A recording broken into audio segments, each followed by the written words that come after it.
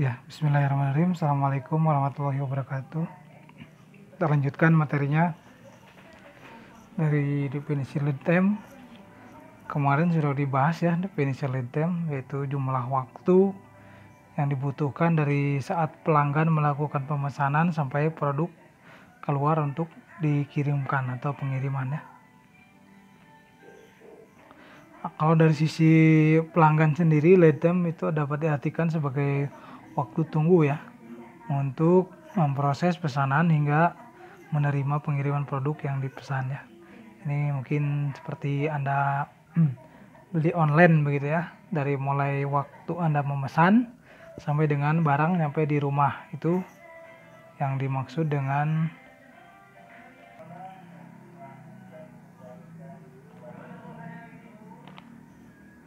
Oke, selanjutnya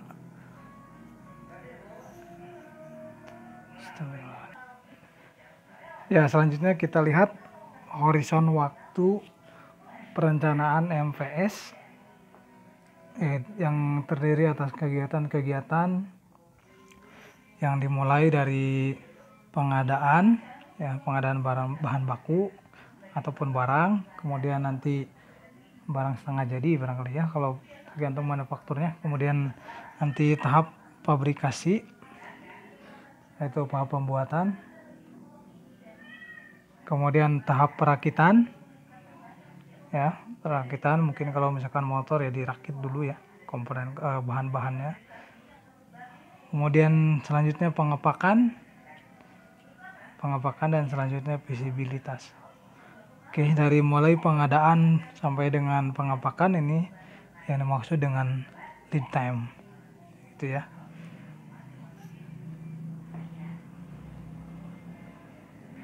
Selanjutnya visibilitas sendiri adalah penambahan waktu perencanaan terhadap proses manufaktur suatu produk untuk mengakomodasi kondisi seperti misalkan diskon pengadaan barang ya, dan juga memberikan kesempatan untuk mengambil keputusan yang lebih rasional dalam perencanaan MPS.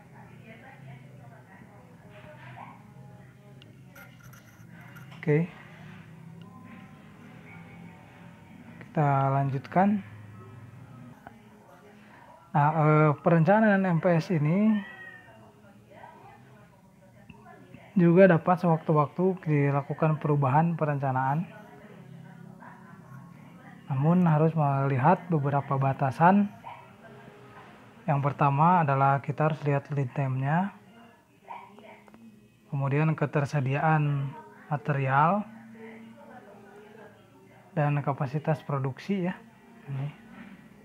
Tapi perubahan MPS ini sangat jarang terjadi ya, dan kalau bisa dihindari karena nanti akan berpengaruh pada faktor biaya ya, gitu ya. Namun kalau misalkan terpaksa untuk menstabilkan perencanaan agar dalam melakukan perubahan tetap mempertimbangkan batasan-batasan yang tadi ya, nah, sehingga nanti perlu dilakukan pembagian zona waktu perencanaan ya, sesuai dengan menurut Smith tahun 1989. Zona waktu tersebut adalah seperti diperlihatkan pada tabel di bawah ini ya, zona waktunya.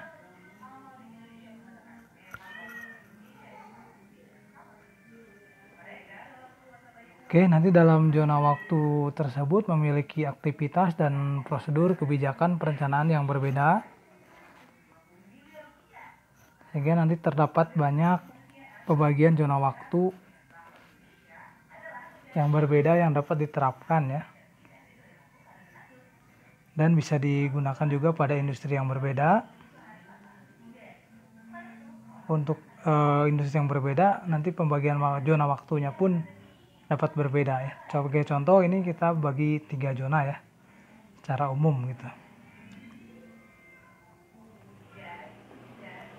Yang pertama untuk zonanya ada 3, kemudian pembagian secara umum pembagian pembatasan waktunya kita contoh yang ini ya, dua pembatasan, yaitu DTF, demand time fence, kemudian planning time fence, dan kita singkat PTF. Ya, baik, kita lanjut ya. Ini tadi kita bagi punya dua zona waktu. Yang pertama tadi demand time fence, kemudian yang kedua adalah planning time fence ya. Kita sederhanakan mungkin penyingkatannya pakai bahasa Indonesia ya, DTP, kemudian DTF dan VTF. Untuk DTF sendiri ini berlaku pada dua jenis produk ya, yaitu pertama untuk ATO ya, bukan ATO ya, ATO, kemudian yang kedua MTO.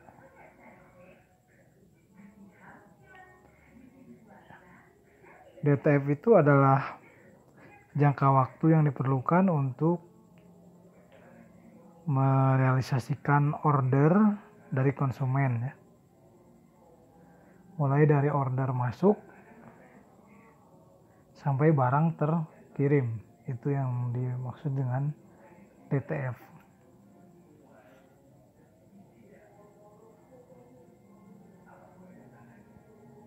Untuk kasus ATO nanti DTF ini sama dengan lead time perakitan produk akhir. Untuk produk ATO, DTF-nya berarti lead time perakitan produk akhir. Kemudian untuk PTP sendiri ya, PTF sendiri adalah jangka waktu perencanaan ya, yang meliputi aktivitas penyusunan kumulatif lead time atau lead time kumulatif ya. Oke, selanjutnya kita ada 3 zona yaitu zona 1, zona 2, dan zona 3.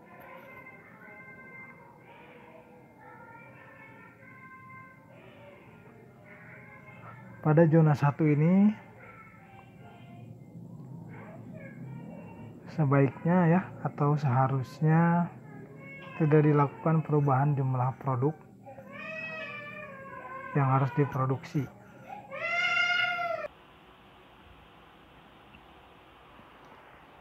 Ya, pada zona 1 ini pada kondisi khusus boleh dilakukan perubahan gitu ya. Namun nanti harus sepersetujuan dari pihak manajemen yang lebih tinggi ya.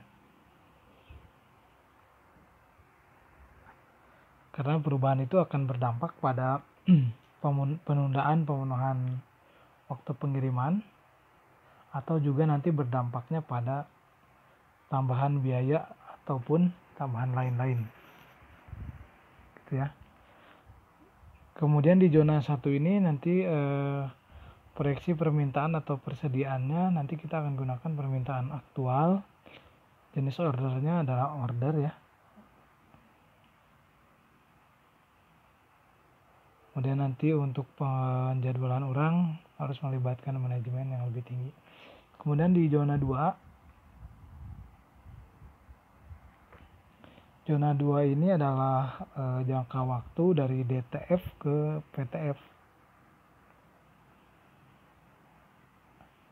Pada zona ini perubahan MPS meliputi penggantian kombinasi tipe item yang diproduksi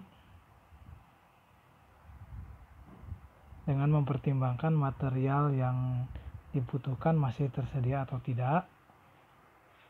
Kemudian pada zona ini tidak dapat dilakukan perubahan laju produksi. Jadi sudah tidak lagi perubahan laju produksi atau perubahan laju produksi itu mungkin kecepatan produksi gitu ya, bisa dalam kalimat lainnya atau bahasa lainnya. Oke, jadi tidak bisa dilakukan perubahan laju produksi kecuali telah dilakukan analisa dan pertimbangan dampak dan biaya yang pada penyediaan materialnya atau komponennya jika melakukan perubahan produksi gitu ya, kecuali sudah dibuat pertimbangannya dari dampak-dampak perubahan tersebut. Selanjutnya zona 3. Zona 3 mencakup periode VTF hingga akhir horizon waktu. Kemudian pada zona 3 dapat dilakukan baik perubahan kombinasi jenis produk akhir maupun laju produksi. Dengan keputusan pada zona ini umumnya dilakukan oleh sistem. Jadi bukan oleh manusia lagi, oleh sistem program gitu ya, atau bahas pemrograman.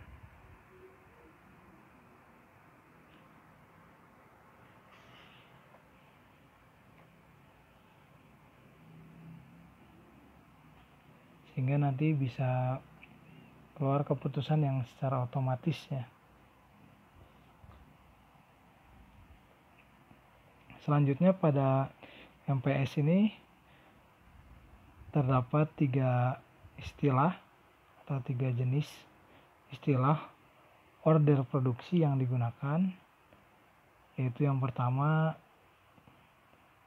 planet order ya, planet order, kemudian firm planet order. Firm itu firma ya kalau bahasa kitanya, perusahaan.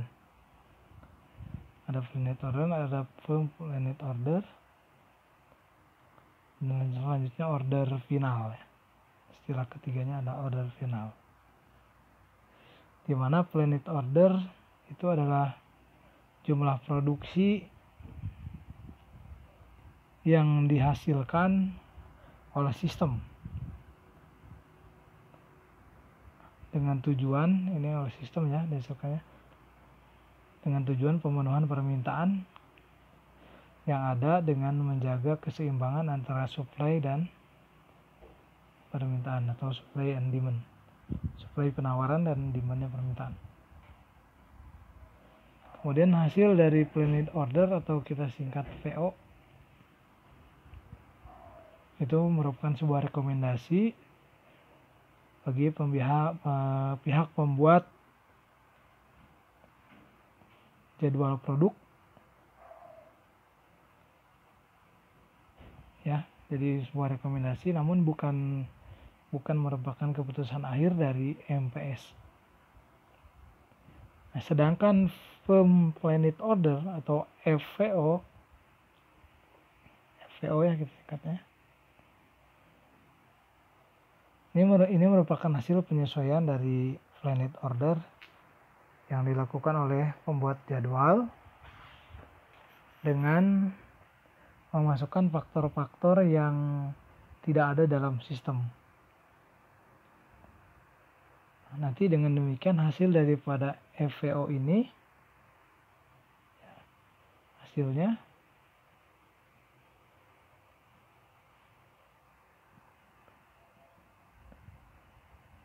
dapat berbeda dengan VO ya, baik dalam hal kuantitas, jumlah, maupun dalam hal waktu. Selanjutnya FPO merupakan input yang digunakan sebagai MPS ya, dari FPO. Selanjutnya istilah yang terakhir yaitu final order atau FO ya, bisa disingkat begitu. Final order ini adalah FPO yang sudah diinformasikan ke semua pihak terkait, yaitu bagian produksi dan maupun supplier gitu. Ini final order ya. Jadi dari planet order terus ke firm planet order baru ke final order, itu urutannya.